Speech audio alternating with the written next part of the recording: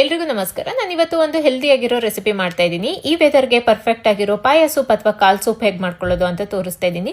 ಬಾಣಂತಿಯರಿಗೆ ವಾರಕ್ಕೆ ಒಂದಿನ ಅಥವಾ 15 ದಿನಕ್ಕೆ ಒಂದ್ಸರಿ ಈ ರೀತಿ ಸೂಪ್ ಮಾಡಿಕೊಟ್ರೆ ತುಂಬಾನೇ ಒಳ್ಳೆಯದು. ಸೊಂಟಕ್ಕೆ ಚೆನ್ನಾಗಿ ಶಕ್ತಿ ಬರುತ್ತೆ.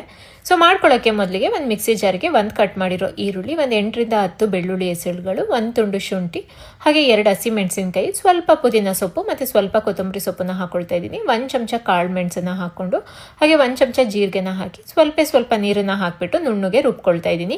ಈಗ ಇದು ರುಬ್ಬಿದ್ದಾಗಿದೆ. ಕುಕ್ಕರಿಗೆ ಅರ್ಧ ಚಮಚ ಎಣ್ಣೆನ ಹಾಕೊಳ್ತಾ ಇದ್ದೀನಿ. ಎಣ್ಣೆ ಬಿಸಿ ಆದ ನಂತರ 4 ಕಾಳನ್ನ ತಗೊಂಡಿದ್ದೀನಿ. ಅದನ್ನು ಹಾಕ್ಕೊಂಡು ರುಚಿಗೆ ಉಪ್ಪು ಹಾಗೆ 1/4 ಚಮಚ ಅರಿಶಿನದ ಪುಡಿನ ಹಾಕಿ ಎಣ್ಣೆಲ್ಲೇ ಕಾಳನ್ನ ಒಂದು 2 ರಿಂದ 3 ನಿಮಿಷ ಚೆನ್ನಾಗಿ ಫ್ರೈ ಮಾಡ್ಕೊಳ್ಬೇಕು.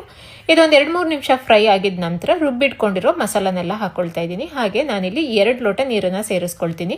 ನೀವು ಕನ್ಸಿಸ್ಟೆನ್ಸಿ ನೋಡ್ಕೊಂಡು ಎಷ್ಟು ನೀರು ಬೇಕೋ ಅಷ್ಟು ನೀರನ್ನು ಹಾಕ್ಕೊಳ್ಬೋದು. ನಾನು ಒಂದು 2 ಲೋಟ ನೀರನ್ನು ಹಾಕ್ಕೊಂಡು ಒಂದ್ಸರಿ ಎಲ್ಲದನ್ನು ಮಿಕ್ಸ್ ಮಾಡಿ ಕುಕ್ಕರ್ ಲಿಡ್ನ ಕ್ಲೋಸ್ ಮಾಡಿ 10 ವಿಸಲ್ ಕೂಗಿಸ್ಕೊಳ್ತೀನಿ. ಒಂದು 10 ವಿಸಲ್ ಆದ ನಂತರ ತೋರಿಸ್ತಾ ಇದ್ದೀನಿ.